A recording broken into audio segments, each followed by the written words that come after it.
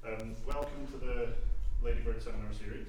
I need to say, just before we start, if there are any images of Ladybird books, and I'll have to leave you to determine which ones are Ladybird images and which ones are not, I just need to let you know that they're all copyright Ladybird Books limited.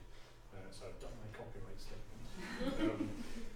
And I will also give a gentle plug and encouragement to all of you to go and see Ladybird Books How It Works, which is the current temporary exhibition, the first of a series of partnership exhibitions between us and Reading Museum. It's on at Reading Museum until the 17th of August.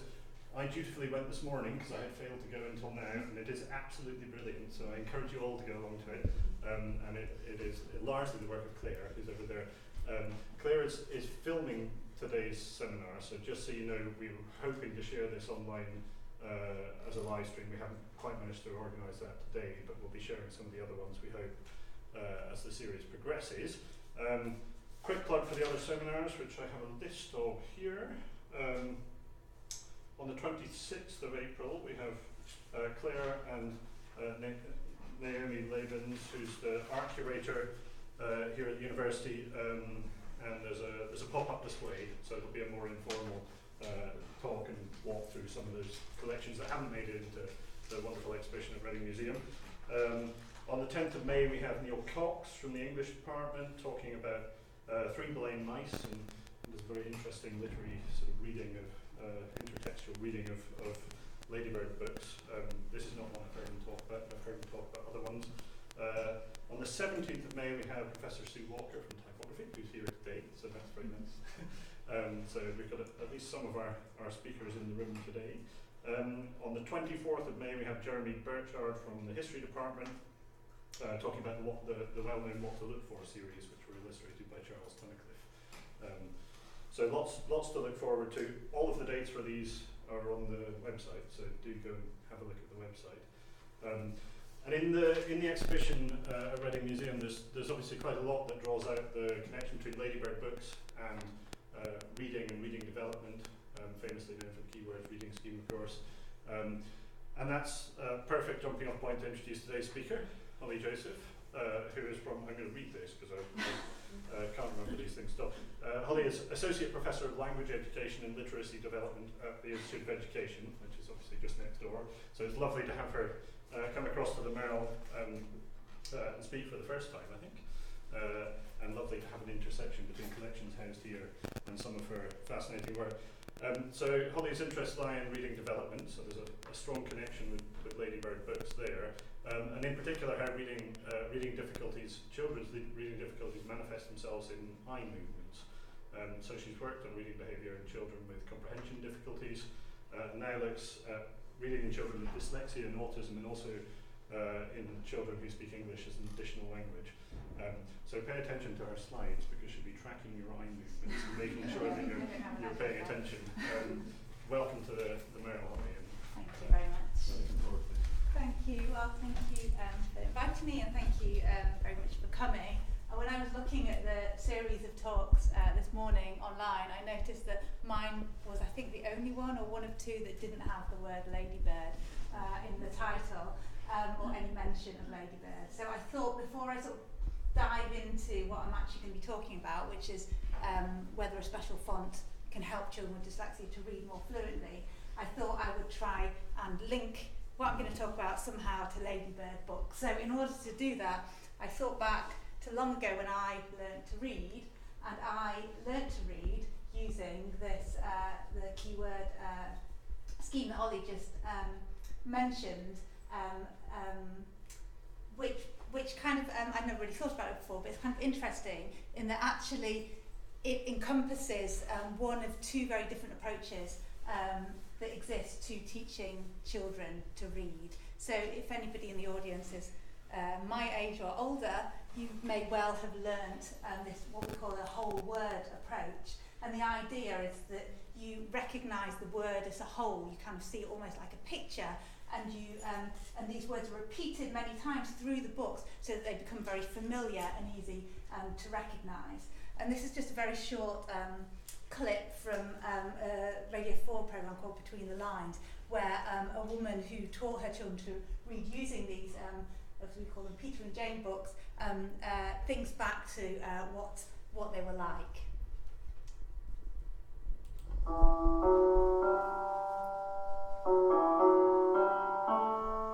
It starts off Jane and Peter, with a picture of them in the garden.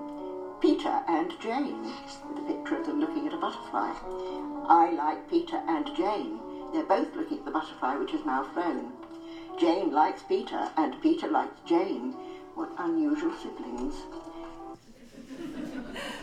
Indeed. And so, I mean, as you can see from this, is I think she's talking about the same book that I've got a picture of here. And so what you have is this sort of almost kind of pathological repetition of these same words. So Peter likes Jane, Jane likes Peter, Peter likes the dog likes Peter, the dog likes Jane, they all like butterflies. And by the time you finish this book, you've seen the word like maybe 20 or 30 times. And so the idea is that you then see that word and immediately can read it. So this approach was kind of popular in the UK in the sort of 1960s, 1970s. But then in the 1980s and 1990s, this phonics-based approach, which is what, of course, we use nowadays in this country, became more popular. So this is the idea that instead of thinking of the word as sort of one unit, you break it down into its constituent parts, so into its letters. So for the most famous example is the word cat. So you see the C and the A and the T, and you break that, and then you associate those letters with their letter sound. So k, a, t, and then you blend them together and you read the word cat. Now you might think this is a sort of relatively uncontroversial issue about how you teach children to read, but actually that is not the case at all. And these two kind of different camps, if you like, of thinking about how is the best way to teach children to read, became what we now term the reading wars, and became this sort of huge political hot potato, and resulted in, you know, people getting very, very, very upset with each other. So it started in the States actually with this book called Why Johnny Can't Read, and so this was criticising the sort of current way of teaching children to read, which was using a kind of whole word or whole language approach, and it was arguing that a more phonics-based approach was better. And this became this political issue where there were sort of people on sort of Republicans, sort of more traditional Christian right-wing thinkers sort of really promoting phonics, and more kind of liberal Democrat type people promoting the whole word approach. So it became much, much, much bigger than how we teach reading. We've seen that to a much lesser extent in the UK, so you might be aware of lots of controversy about whether phonics is the best way to teach children. This has been the introduction of this phonics screen test, which has been very unpopular with many teachers and educators. So that was kind of a few years ago that big controversy was in the UK. And as we speak, Australia is having this same controversy. So they've always used this kind of whole word approach, but very recently are talking about using a more phonics based approach. So although it sounds like, I'll just ignore that. Although it sounds like, you know, not a sort of hugely controversial topic, actually it has turned out to be that. Okay, so that's the kind of background. What we do know from a lot of research, based mostly in this country now, is that phonics is a successful way to teach most children to read. So we've, as I mentioned, we've had the introduction of this phonics screen test, which is given to children in year 1, so when they're 6 years old, and we've seen a huge increase in the number of children that pass this test. So 58% passed. It's not actually a test, it's a screen. Got to expected level when it was first introduced, and now last year we're up to 82%. So you might argue, well, that's just teachers teaching to the test. What does that mean? Well, actually, when we look at kind of international comparisons, so when you give children across many different countries a reading test and see how they perform, you can see from this diagram here that from 2006 onwards, England, so you basically want to do, these are kind of doing well, these are doing badly. England has made massive improvements in the number of children doing well in these international reading tests, and that England now compares very, very favourably to the international average. So there is good evidence that phonics-based teaching, with, you know, a little bit of whole word teaching as well, and there's obviously a lot more to reading than just reading words out accurately, but phonics-based teaching does seem to be effective. But not all children learn to read easily. So although for most children phonics is successful, at least 10% of children will struggle with decoding or word reading beyond the first couple of years of literacy instruction. And obviously it's really important that we support these children.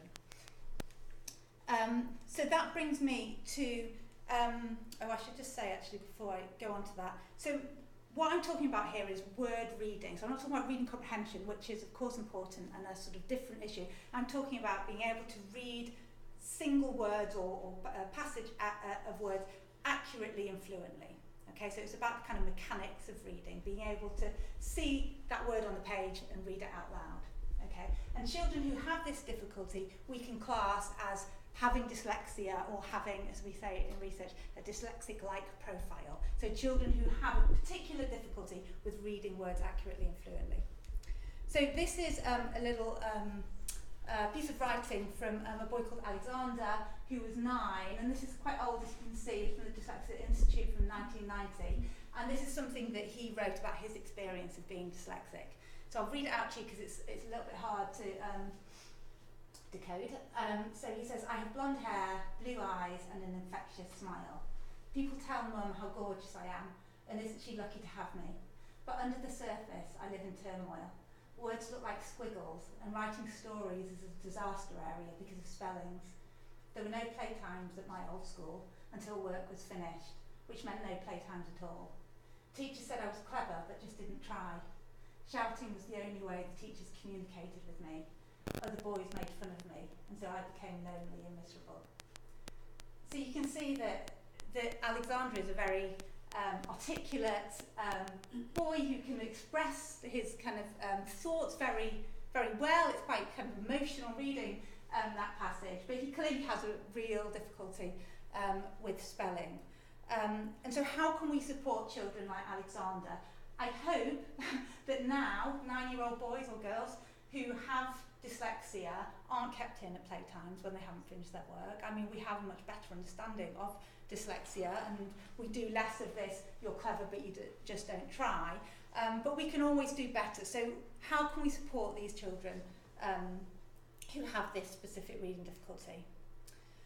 Okay, so just a sort of quick definition of what dyslexia is. Whenever I teach my students about dyslexia, I always ask them to define what they think dyslexia is. And sometimes they come up with things to do with reading, but they often come up with things to do with, it's being creative, or it's being really intelligent, it's being clumsy. And actually dyslexia, as we understand it in research, and most people I think that work in education understand it, is it's a specific learning difficulty that affects the skills involved in word reading and spelling.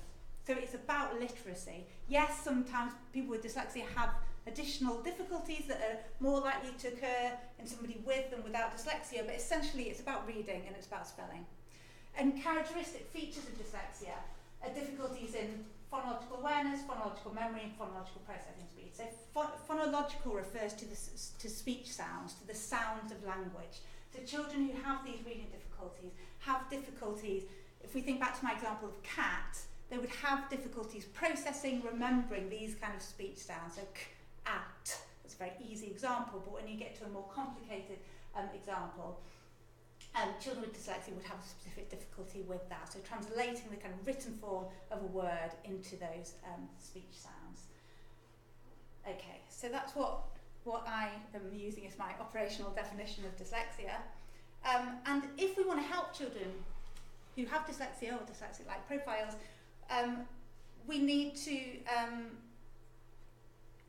think very carefully about what the best interventions are to support those children. And obviously the intervention that you choose is going to be related to what you think causes dyslexia.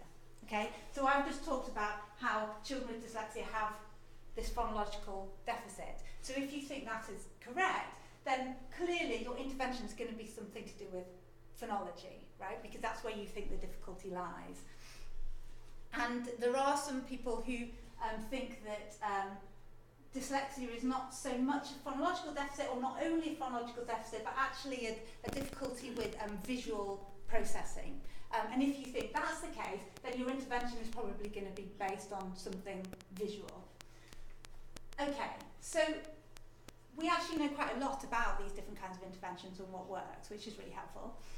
So we know that a phonics-based intervention has been shown to be effective for children with and without dyslexia, actually, in improving their reading. So this is just a kind of summary study looking at lots of different intervention studies with children with dyslexia, and they're just concluding that there's a lot of evidence showing that phonological-based interventions are effective in helping children with their word reading.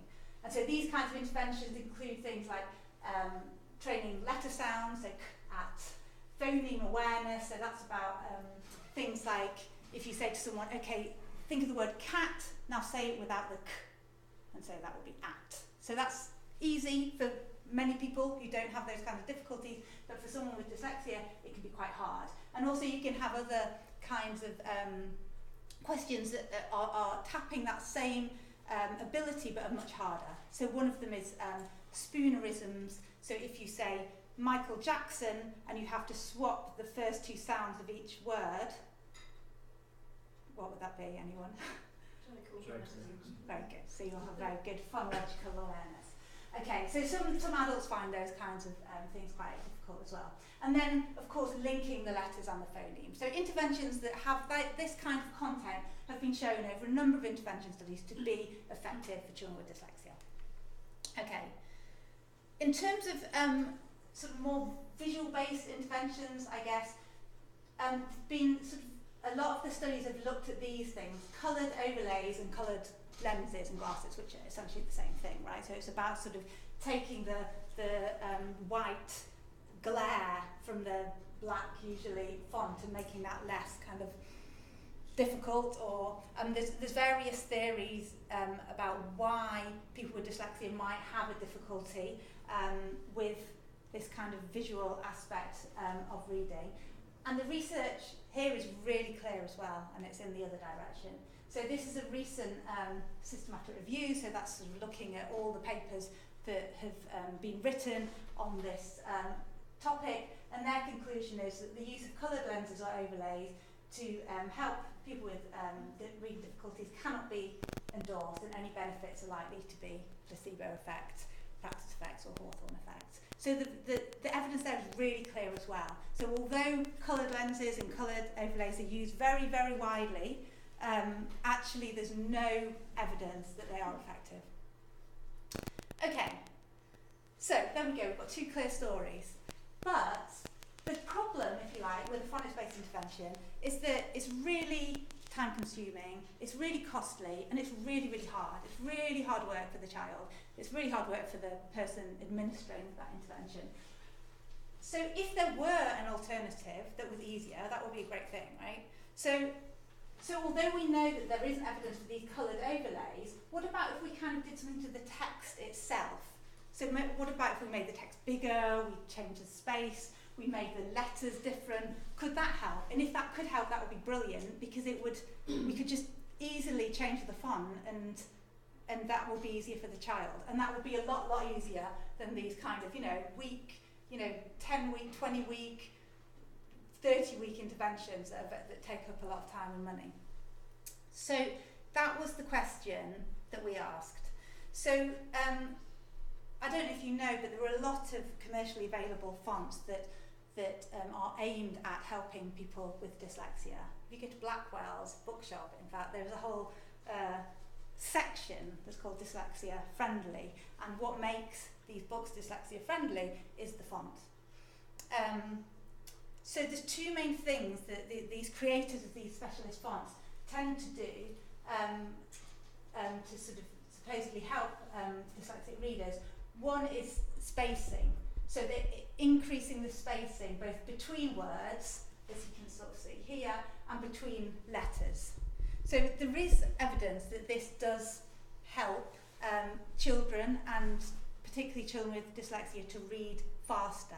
So there is some evidence for that, but you can easily you can easily play about with spacing yourself on, you know, in Microsoft Office it's very easy to do. You can just go to font, characters, spacing, and you can make that as your default. So there's no need to pay money for a specialist font when you can just do that with any font you choose. The other thing that these font designers tend to do is to try and make letters more distinctive.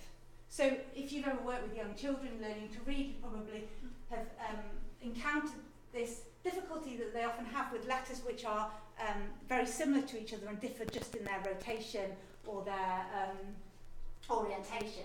So the sort of most famous one is B and D, right? So B and D are essentially the same, it's just that it's flipped. And many children, not just children who go on to have dyslexia, get these very confused early on in reading. And so the idea behind making letters more distinctive is that you can make B and D less similar to one another, and then they would be less confusing, and that would make reading easier. And you can also do that with things like, you know, a capital I and a small L and a number 1, which are essentially all vertical lines. Okay, so that's the idea. And this font, Dyslexia font, is one of several fonts that's commercially available. It was created by this man here, who's called Christian Boer, I think. I never quite know how to say his surname. He's Dutch, and it's become very successful. You know, you have to pay for it, and you pay different amounts of money according to kind of who you want it for. So if you just want it for your own personal use, it's cheaper, and if you are a school, then it's more expensive, and it gets bigger and bigger. And so if you want it for a sort of average size school, I think it costs about £600. So, you know, it's not nothing, right? But if it works, then that's pretty good value, right? If that's going to help all the dyslexic children in your school. So Dyslexia font has a number of sort of characteristics that Christian Boer, he is himself dyslexic, and so he created this font sort of based on his own experience and what he felt would work for him as a dyslexic reader, which is fine, right? But of course, everyone's different, so it's important to get some evidence to see whether that works more generally than just for him. So the main thing that he does with his font is this sort of top line here. He creates this heavy bottom, and the idea is that if you can see here, the sort of bottom of the letters is thicker than the top, and the idea is that it sort of pulls them down onto the line, so it's less likely that somebody will flip them. So that's kind of the main unique, I think, aspect of the font that he really kind of promotes. A lot of the other things that they do are common to a number of fonts. But they also sort of have these kind of inclined letters that I find a bit hard to see, but yeah, you can see that's not quite kind of round there. Larger openings, so that C, for example, would look less like an O. He's got other shapes. Again, I find these quite hard to see personally, but this should make them less similar to one another. Here he's got these long ascenders, so you can see that this H looks less like an N than the red one. And then he makes his capital letters and his punctuation marks larger as well.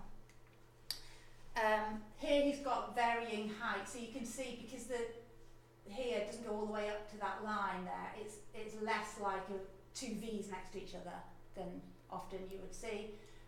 Here he's got a higher X height, so those sort of small letters are a little bit larger than usual. And here he's got this all-important spacing, right, which we already know it can be effective in helping fluency. So these are all the characteristics that he's sort of changed in his font. It's a quite nice looking font, I think. My son, who's dyslexic, saw it and said, "Oh yeah, I love it. I'd love to read in that." So I think it's quite appealing. Oh yes, and trying to link back to Ladybirds again, Ladybird Books. I noticed that some of the characteristics of this font here, which is this special in-house Ladybird font, which isn't commercially available, have some things that are common in common with dyslexia. So here they've got the capital I and the L, which of course are different from one another. Lots of fonts do that. Here they've got this interesting, really long ascender here, which is way, way longer than the ascender for the T, which I thought was kind of interesting, and long descenders as well. So, you know, back in 1964, you know, Ladybird Books were maybe a bit of ahead of the game. And this book here is obviously for older readers, and this to me just looks like a sort of standard Times New Roman font or something like that that doesn't seem to sort of, you know, have these issues in mind. Okay, so anyway, back to dyslexic fonts. So there have been a few studies that have looked at whether reading accuracy and reading speed are improved by using Dyslexia font compared to a kind of standard font. That standard font is usually Arial in most of the studies. And in general, there's no benefit for Dyslexia font, especially when spacing between and within words is controlled. So when you make the spacing in Arial font equivalent to the spacing in Dyslexia font. So that's sort of not particularly encouraging, but all of the studies that have been done, they've just timed how long it takes to read either a list of words in Dyslexia versus Arial font or a passage in Dyslexia versus Arial font. So that's fine, but it doesn't tell us everything that we could know about how children read. So it tells us how long they take overall to read words or passages, but it doesn't tell us what they're actually doing when they're reading. And so this brought us to eye tracking. And so eye tracking, this is the eye tracker here, and so the child or the person sits and reads from the screen, and as they read, this eye tracker measures exactly where on the screen the person is looking, so exactly which character and which word they're looking at, and it samples that every millisecond. So it's extremely accurate, both in terms of time, it's very time sensitive, and very accurate in terms of exactly where they're looking. And this is just a very simple example here. So this is, I mean, it's a made up example, but these little blobs are what we call fixation. So that's when your eye is still and taking in information, and then it kind of jumps to the next fixation. And what you can see here, this person is reading for comprehension, so they're reading quite thoroughly and they're making quite a lot of fixations. And this person is skimming, so you can see they're making many fewer fixations. Okay, so you know that's not surprising. We kind of know that that's what skimming is. But it might be that when, although it doesn't take any different amount of time overall looking at Dyslexia and Arial font, it might be that children are actually reading in a different way in Dyslexia font, and that could be interesting in terms of helping us think about interventions, etc. Okay, so I contacted Christian and asked him if I could use his font, and he was very generous and said yes, absolutely, of course. And I told him what I was thinking of doing, and he said, "Oh no, it's okay. I've already done some eye tracking." And we found that people make many more and longer fixations when they're reading a standard font compared to Dyslexia. So that's brilliant. And I said, "Oh, great. You know, have you got the results?" And he said, "Oh, I've got the videos." So he sent me these two videos, and these are just, you know, screenshots of the videos. And so here, this is a standard font. I think it's Courier New, and this is Dyslexia font. And these blobs are someone's fixations, and the bigger the blob, the longer the fixation. Okay, so looking at this, and he said, "Well, look, you know, there's many more fixations and long fixations here than here." But there was a really big problem with this. I don't know if anyone can spot what it is. Does anyone speak Dutch? Okay, so Different text. yes, so they're different texts. That's the first problem.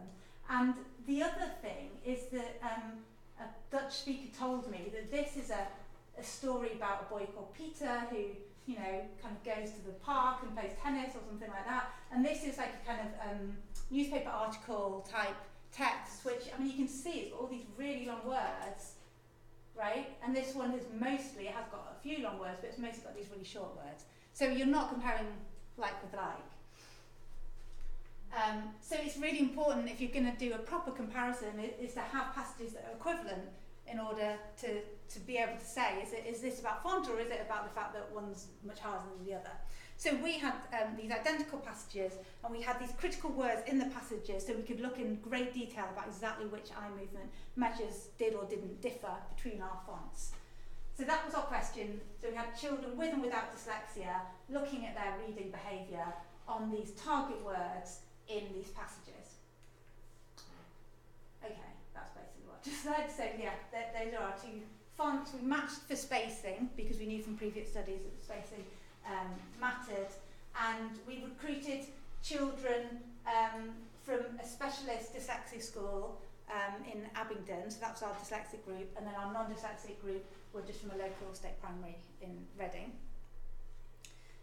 And they read these slightly strange passages, which are kind of, you know, very child-friendly stories, but they're a little bit odd just because we had to embed these we had two versions which had different words in, which I'm not going to talk about today, but anyway, they're slightly odd, but appropriate in terms of, you know, what we'd expect children of this age, with or without dyslexia, to be able to read.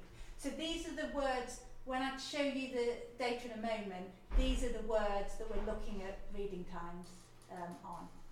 And that's the same text in dyslexia, so it's exactly the same, but just in a different font.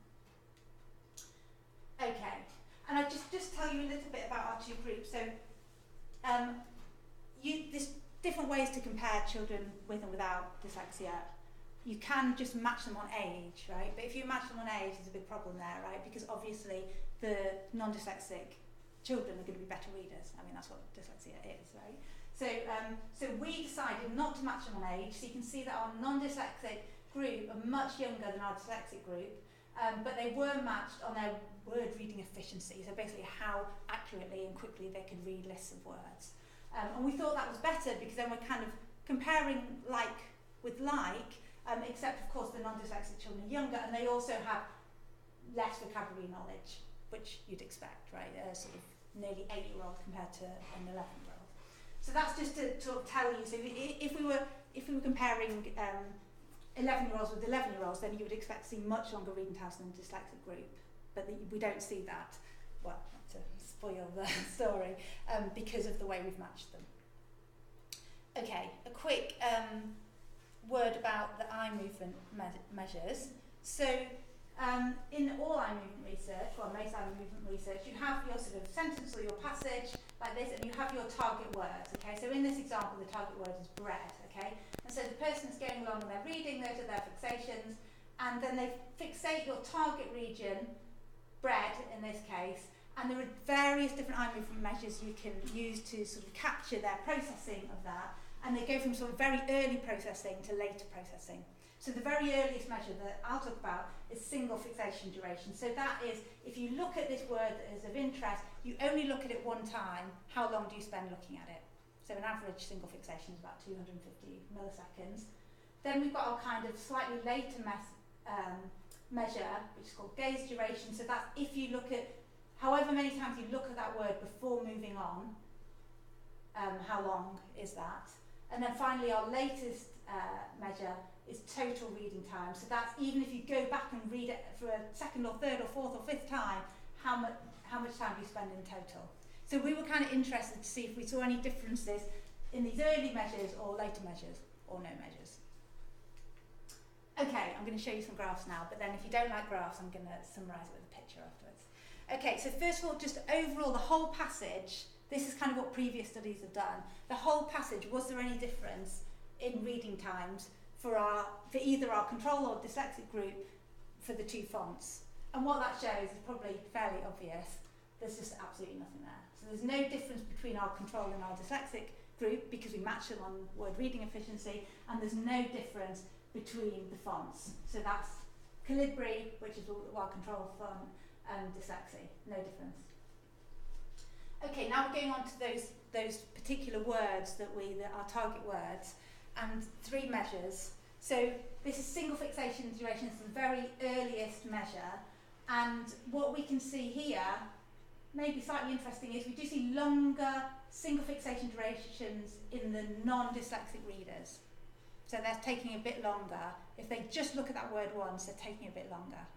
The reason for that, I think, is because they more often only need one fixation on the word, whereas the dyslexic group tend to fixate the word more than once. But no effect of font, so no difference between the Calibri and the dyslexic fonts.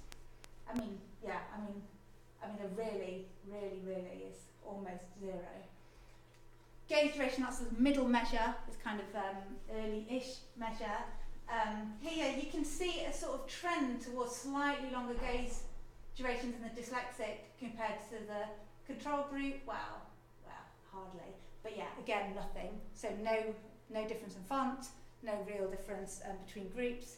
And then in total reading times, this is the only place we've got sort of slight indication that possibly there might be something. So for the control group, there's no difference in the fonts, between the fonts. For the dyslexic group, it looks like slightly longer total reading times for the Calibri versus Dyslexia, which is exactly what Christian Boer and all the font designers would want to find. But when we looked into it, actually there was no reliable effect. I won't go into all the details of the statistics, but basically it didn't turn out to be anything significant. Okay, so if you don't like graphs, here's my picture version of the results. So basically there's no compelling evidence that a difference in reading behaviour between our two fonts, either for children with dyslexia or for children without dyslexia. So this is what it looked like, essentially, right? This is Calibri, this is Dyslexia, the eye movements are identical. I mean, not identical, almost identical. This is what Christian Boer would have liked us to find, that much more and longer fixations on Calibri compared to the Dyslexia font. That isn't what we found. So we found no difference. Okay, so what do we conclude from that? That font design doesn't, at least when we look at Dyslexia versus Calibri, font design doesn't play an important role in supporting children with, or indeed without, reading difficulties, well, without dyslexia. Previous research does suggest that increasing size, I didn't mention that, but increasing size and spacing may increase reading speed, but we don't need a specialist font for that, we can just do that ourselves. And also it is worth saying, it's not always a good thing to increase reading speed, right? I mean, it's a good thing to increase comprehension, but sometimes it's good to slow down and take your time with reading. So we shouldn't be sort of, oh, if it increases reading speed, it's necessarily good. It might be good, but it's not always, it doesn't have to be good. And although this has been shown to be the case in previous studies, that shouldn't distract us from what we know to be the main type of successful intervention for children with dyslexia, which is a systematic, targeted, phonics-based intervention. Okay, so just to drive it home, so if we're thinking about how best to support children with dyslexia, what works, what we know works over many studies now, is a phonics-based intervention that must be systematic, so training in letter sounds, phoneme awareness, linking letters and phonemes.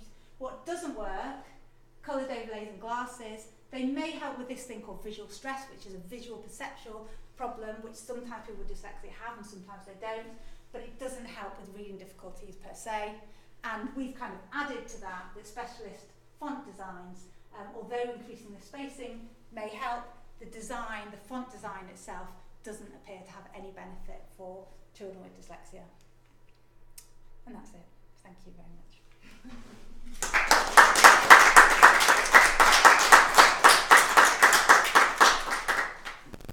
I'm sure there are lots of questions. I might leap in and ask a question first.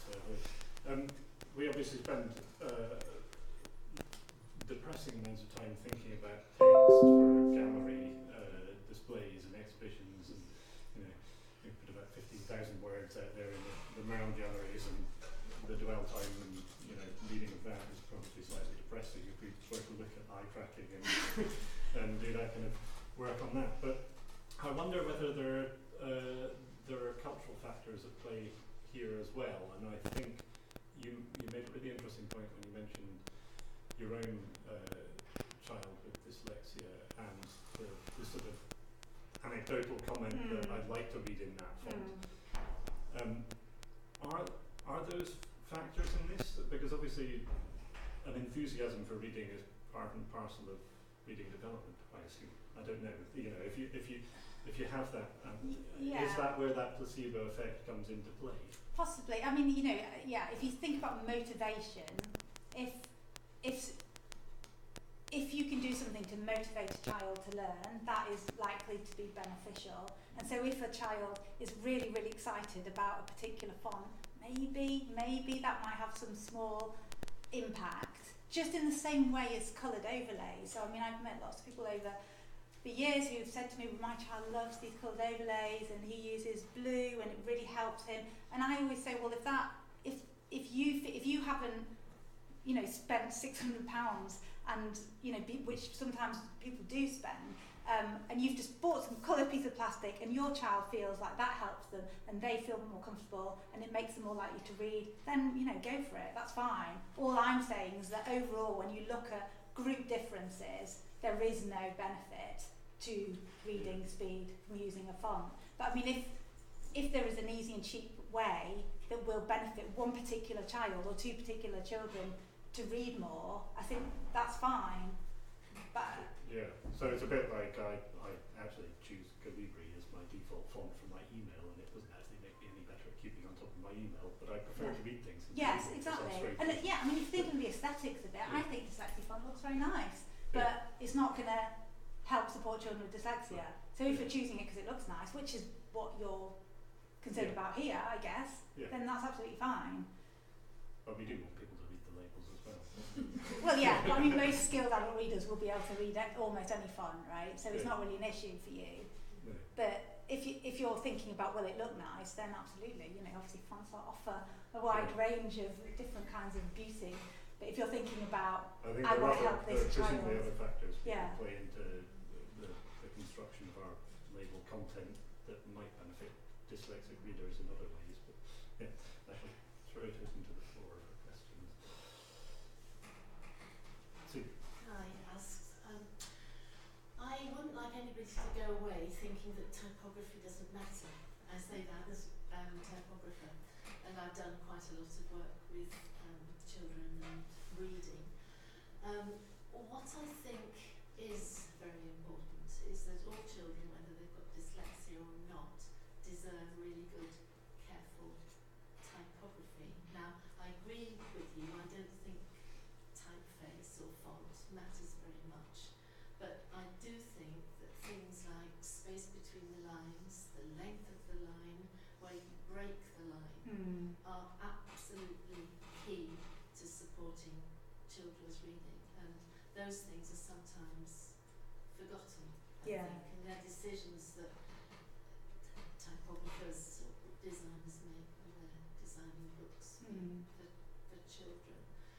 And it would be quite unusual for a font or typeface designer to make decisions about horizontal space between words and letters, because they would assume that those would be altered by the person that's designing the pages. Right.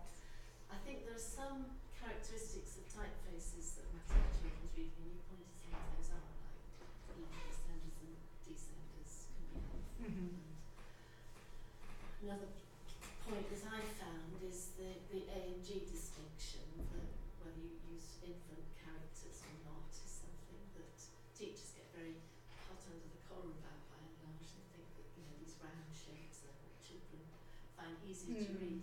My conversations with children don't support that at all. A very nice quote from Edward Bill. He must have been 6-year-olds telling me very clearly that that kind of A is for reading, that's the double, the double one, and that's a writing A. Did I know that? Which you know, so I think children are very, very perceptive, and sort of my message would be they really deserve good typography rather than necessarily specialist font. Yeah, and I guess it really depends how old they are as well. So all of these children had already, I mean, they obviously haven't become experts such because a lot of them were, you know, having difficulties, but you know, they were all, the very youngest one was 7.5.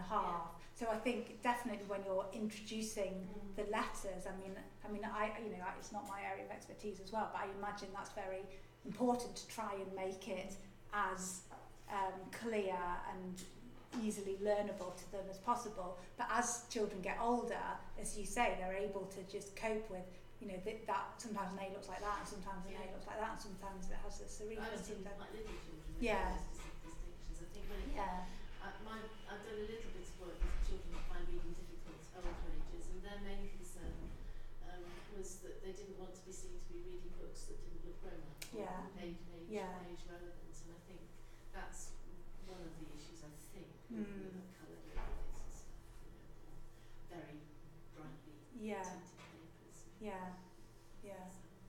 Yeah, I mean, I think it would be interesting to. So, I mean, one of the things, the sort of problems, I suppose, with this study was that, you know, most of these children have never come across dyslexia font before, right? So they're used to. It's a very unusual font. I mean, I personally think it's horrid. Do you? And ugly. And it doesn't look like any other typeface I've ever seen. But it's interesting. Yeah. And the type design community don't rate it. Oh, don't they? Oh, that's interesting. Yeah, because I mean, I thought that one thing that was difficult about this is you know, there's a familiarity effect as well. So you're suddenly, so children who've grown up with whatever they have, Comic Sans perhaps, and Calibri, I know. You know, and suddenly they're faced with this very different looking font, then that might be difficult, right? Just the fact that it's new and unfamiliar. So if those children had been taught to read using that font, then maybe they would find Times New Roman or something very difficult. So I think that is a kind of factor that we need to bear in mind with the results.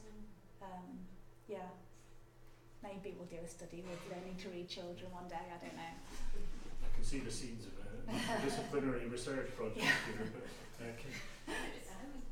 really interesting, and I just really wanted to ask you sort of where this keyed into other kind of research in this area. It just reminded me, years ago, my husband, who's a scientist, but a visual neuroscientist, and some of his early work with colleagues in, not here, elsewhere, and they were, him conducting, indeed, I think my own children were guinea, you know, were sort of subjects in it, and the experiment which was trying some sort of very early child development and seeing at what point in visual development you could start to kind of differentiate children who might then become sort of a diagnosis. And it was all of the experiments were around placing a letter and then surrounding it by other letters and what they call crowding. And it was very clear that from sort of, you know, 18 months, but even before children had language or could recognise letters, there was something going on there that was a high prediction of them going on to.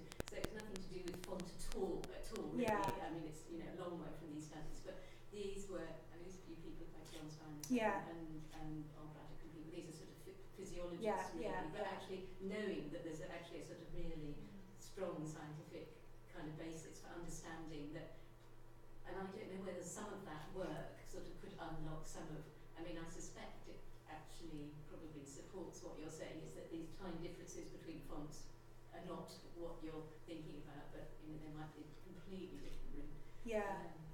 I mean, there have been some. I mean, they're very polarised, those two debates about the phonological and the traditional. But I just do remember, and that it just turned out to be true, that, you know, very small children were clearly going to be able to find learning decipher type.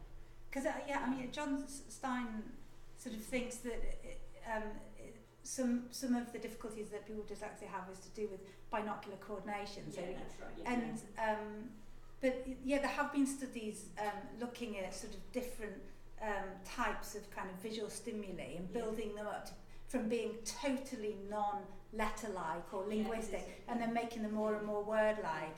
And the studies that I know, I mean, this was with children and adults with and without dyslexia. The studies that I know of have found that actually you don't see differences between the dyslexic and non-dyslexic participants until you make those stimuli interlinguistic alike. I mean, not necessarily actual words, but at least letters or letter-like. So that kind of goes against that. But as you say, it's this. I don't know. I mean, I'm not a but it's just interesting to see that this is sort of really kind of pinned down. Can I ask what may be a profoundly ignorant question? When was dyslexia first identified? I mean, was this something that people were talking about when the keyword reading scheme was about, or is it a later? So it was first named word blindness.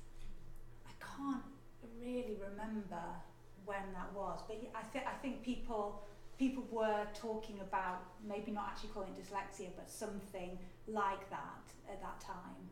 But certainly most of the research is from the 1980s onwards. So yeah, I mean, I think certainly sort of the experience of people who had dyslexia in schools in the 1960s would have been, you know, shut up and stop being so silly and get on with your work. Whereas from sort of 1980s, there was more kind of more general kind of acceptance that this was a thing. And now I think almost every teacher in this country would know what dyslexia is and have some one would hope. have some I idea. have a cousin who's self-diagnosed, I think in the 1980s actually, and her school were so useless that she wrote off to another school. Yeah. Got them to take her instead. Yeah, I think the 1980s was a really difficult time, and before that probably, I don't know, maybe the 1980s where sort of parents started to realise that there was something going on, but schools didn't see that. But back in the 60s, probably just nobody, you know, nobody even entertained it as a possibility, although there was a little bit of research into it, I think. Any other thoughts or questions? Can I just make a comment? One thing I'd really like to find out more about is the type letterforms, I should say, used in the keyword reading scheme, because I think they were done by using a stencil. Yes, yes, that's right. I googled it. Yes. I've done quite a little bit of work with tracing paper, looking at some of those, and the spacing between the letters and the words varies from word to word. And I've done all sorts of searching to try and find somebody that might have done that work. Yeah. Because, you know, in the 1960s there were skilled people that did that kind of thing, but I've not found any connections with Ladybird. There must be people. Yeah, because I googled it ready for this talk, and it said yes, it was done by hand, and it was based on a teacher writing on a blackboard, and that's all I could find. But in terms of the translation onto the page, so you're suggesting too that it was done by stencil in terms of so rather than being typeset. No, it wasn't I'm pretty sure it wasn't typeset because there's too much variation in spacing, and some of the word spacing, the letter spacing, the same, is all over. Almost more akin to. Some of them are really nicely done, other pages are terrible. But I mean, I wonder it's just really interesting. Yeah, I mean that could be a good thing, you know, in terms of learning in general. Variation can be helpful, can't it? Absolutely. So maybe having this exact systematicity that we have the now. letters are the same. Yeah. The spacing is not. I think I prefer to see variation in the letters. Letters and consistency and spacing. So if anybody ever finds anything out, or anybody that did that work, I'd love to hear about them. Yeah, it'd have to be quick because they're probably knocking on a bit, aren't they? Yes, that's the thing. And that's one or two people that I thought might be able to help, but no luck yet. And nothing in any archives I can find either. Right. Might give a little bit of Well, you. Not even here. No, I can check with people here, of course. Brilliant. If there aren't any other questions, then it just remains to encourage you all to come to the next seminar, which is on the 26th of April. So that's the pop-up display. And I realise reading this that I'm also involved in it. I was involved in that, so I'll be here. And thank you very much for that. That was absolutely brilliant.